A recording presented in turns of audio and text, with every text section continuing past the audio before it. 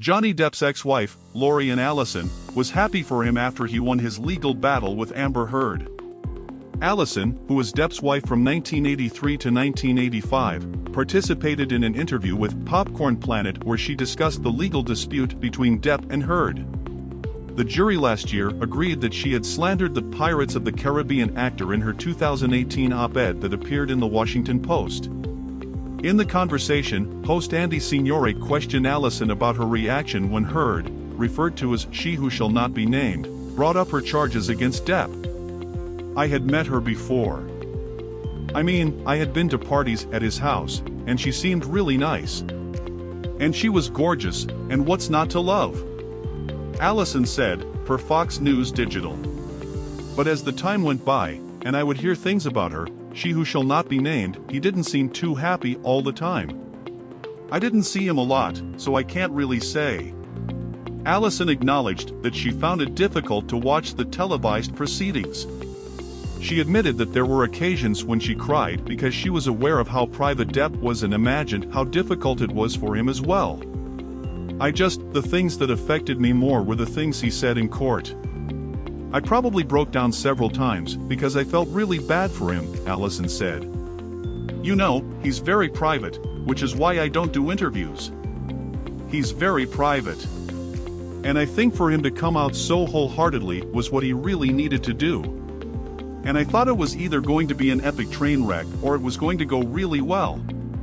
In order to find out how the trial was going, Allison said she contacted Depp's friend Isaac Baruch, who provided testimony on his behalf. Baruch would reassure her by saying, "We're going to win this," and she would hang up the phone and walk around crying because I was terrified for him. Before criticizing what Heard did to their ex-husband, Allison said that she wasn't an angel and that she didn't like it. "I'm no angel, I've done my share of STI things to people, but what she did was absolutely horrific. And if there were things that I could do to her that were legal, I would do them. I would," she explained. "I think it would have killed him, well, maybe not, but it just broke my heart that somebody could do that to him." In his evidence, Depp declared, "My goal is the truth." He claimed that he had to defend himself against Heard's claims that he had assaulted her because it killed me to live with his damaged reputation. He stated that, "Since I knew there was no truth to it whatsoever, I felt it my responsibility to stand up not only for myself in that instance but stand up for my children, who at the time were 14 and 16. I didn't want any of those people to believe that I had done them wrong or lied to them or that I was a fraud. I pride myself on honesty. Truth is the only thing I'm interested in," he added.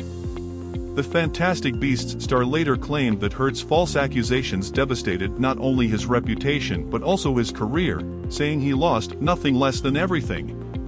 The moment the fraudulent accusations against Depp began to circulate, Depp believed he had already lost, regardless of how the trial turned out.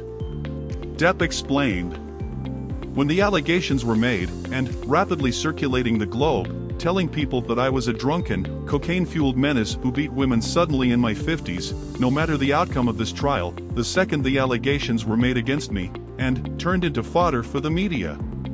I lost then. I lost because that is not a thing that anyone is going to put on your back for a short period of time. I will live with that for the rest of my life. Because of the allegations, and because it was such a high-profile case, I lost then no matter the outcome of the trial. It never had to happen, and I don't quite understand why it did in the way that it did. Thanks a lot for visiting today, and be sure to smash that subscribe button in order to eavesdrop daily on American celebrity gossip. Until next time, stay safe.